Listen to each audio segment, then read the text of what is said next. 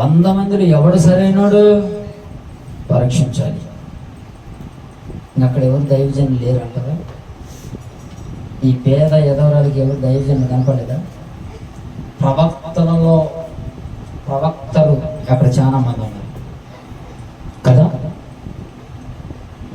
అందరి కాడికి ఈయన కాడికి ఎందుకు వచ్చారు, నేను కాడికి ఎందుకు వచ్చింది అంటే, ఇతని దగ్గరికి ఎల్లుట నాకు ఆశీర్వాదం, ఇతనికి నా గురించి చెప్పుట ఆశీర్వాదం, నా కుటుంబంలో ఉన్న ప్రతిదీ ఆయనకు చెప్పుట ఆశీర్వాదం అనుకున్నది వచ్చింది. ఏమో నీ ఇంట్లో ఏముందో నాకు మొత్తం చెప్పు అన్నప్పుడు ఇంకా చెప్పటం ప్రారంభించింది. అయ్యా ఇంతకుముందు ఎట్లా ఉండేది, ఇంతకుముందు ఇట్లా ఉండేది, ఇట్లా అయిపోయింది అయ్యా, ఇలాగ మాట్లాడారు, ఇట్లా చేశారు, ఇట్లా అయిపోయింది, ఇది ఇప్పుడు ఏమీ లేదు, అన్నీ అమ్మేసాం, ఒక్క కొండ మధ్యకు ఉంది.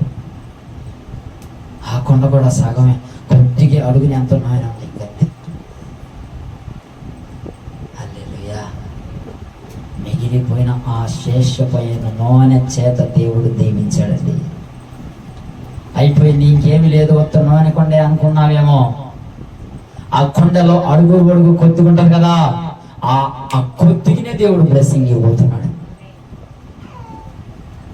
ఇంకా కులక్స్ అయిపోయింది, ఇంకేమి లేదు, ఇంకా నా పద్ధతి అయిపోయింది, నా కుటుంబం అయిపోయింది, నా జీవితం అయిపోయింది, నా జీవితం పతనం అయిపోయింది, నా జీవితంలో ఇంకే మార్పు లేదు, అంత వేదనే నువ్వు అనుకుంటుందంటే, ఈ రోజు అంటున్నాడు, ఈ మధ్యాహ్న కాల సమయంలోనే ప్రభువు నీలో నిలబడిన ఆత్మీయత ఎంత చాలు, విశ్వాస సహితమైన ప్రార్థన నీ కుటుంబాన్ని కడుతుంది, నీ కుటుంబానికి జీవితమును ఆశీర్వాదమును అందిస్తూ ఉన్నది.